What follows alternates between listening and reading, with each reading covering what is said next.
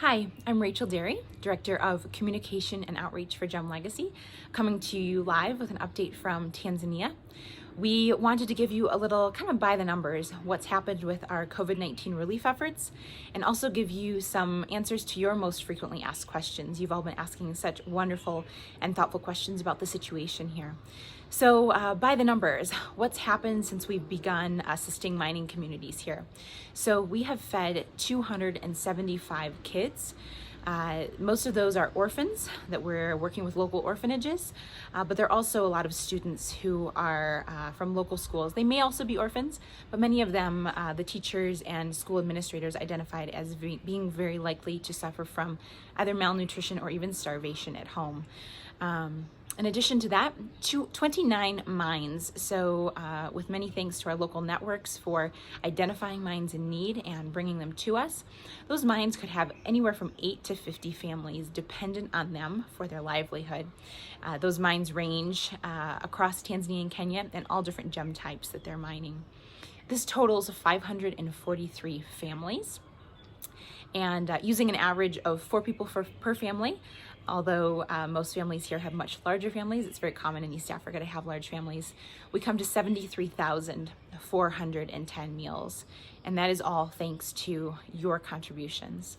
Over the next 2 weeks, we have food deliveries planned. I'm currently organizing the logistics for 74 more mining families in 2 different regions of Tanzania. That'll take us to just over 80,000 meals. Gem Legacy's goal is to reach 100,000 meals by June 1st. We still have a few more weeks to do that, and it's all thanks to you stepping up. You've already been so generous, so we hope that you'll share it with your friends and think about what contributions you might be able to make. So far, we've raised $18,000.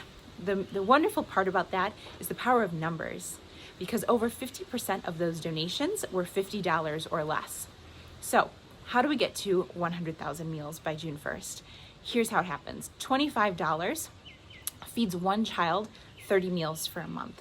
One of those orphans that I talked to you about, or one of those at-risk kids for malnutrition or starvation. $250 will feed an entire mining community. So those 8 to 50 families who are dependent on the mine can be fed with that amount of money. Now, of course, we're using an average. If there's 8 families, we'll be able to do it with a little bit less. With 50 families, of course, we'll need to distribute a little bit more money there.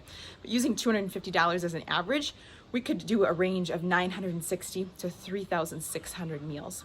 So we can get to 100,000 meals. Here in East Africa, a little goes a long way, and we thank you for all of those contributions of any size. It really does leave a legacy, which is why that's our mission, to leave a legacy on the gemstone mining communities of East Africa. We love that we are able to tell you that 100% of any donation comes directly back to the mining community, to the initiative that you've dictated. How do we do that? Well, first of all, we thank our wonderful advisory board. Thanks to them, we're able to have all of our administrative fees covered. And other than that, we're doing this all with volunteers. We have wonderful local buy-in, folks on the ground who believe in what we're doing and also really care for their countrymen. And so they've helped us make these food deliveries. So it's all volunteers. Here in Tanzania, I do most of the work of dividing up food. We have a great system of buying food in bulk, and I'm able to measure it and distribute into smaller bags for each of the people that it'll be going to. So to answer a few of your frequently asked questions, first, so many questions about why we don't set up some sort of gem buying system or an opportunity to buy the gemstones that these miners are selling. Of course, the major problem here causing all of these issues is that international gem buyers haven't traveled here for several months. And so while they're still mining, they don't have anywhere to sell their gems. So no sales equals no food. So there's a few reasons for this. First of all, Gem Legacy is really careful to stay out of any business dealings. We want all of our work in East Africa to be very clean and transparent, so there's nobody specific who's benefiting. We want to make sure that we're remaining very much above that. There's also rules for charities working within countries, and so we want to stay within the government's guidelines. We want to respect that. There's also export laws, and so we would require somebody to broker that, because you actually cannot buy directly from the mines. A broker is required, and so we would be going through somebody else, which means we're not sure exactly how the money would be used in going back to the mines. There's also the problem that there's no shipments going out of Tanzania right now because there's no international flights. Finally, we want to make sure that there's proper distribution of money.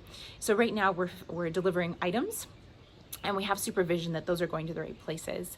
If we're buying gemstones, or we're offering that in some way, we can't guarantee that the money is being used as it should, or the person who receives the money is distributing it to those in need.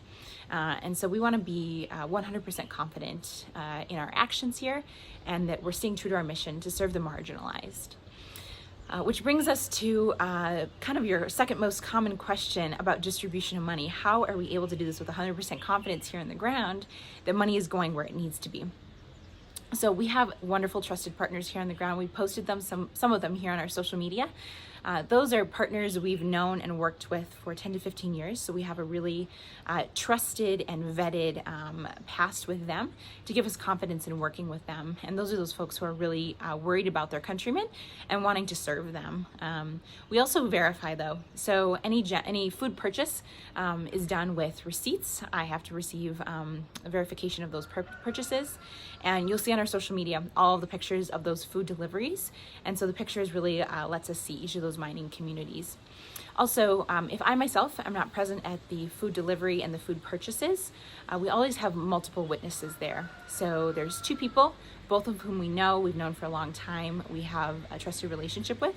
They're going to work together so that they're keeping each other accountable, that there's no mismanagement of funds. And we also have two people reporting back to us. So next, how do we find the families? This is a great question. Of course, they're big countries and big cities. So there's a few different ways we do this. First of all, government analysis. So the government is able to have eyes and ears in places where we cannot, just because of their size. And so we're really lucky to be able to use their local analysis of mining communities to identify the places that are most in need. Second, those wonderful relationships we have with our network on the ground of volunteers.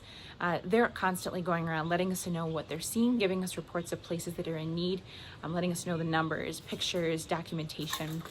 And finally, churches. So local organizations are often the first places that underprivileged families are going to ask for assistance. And so we're often able to use their information, since churches are often struggling here right now as well to support the poor.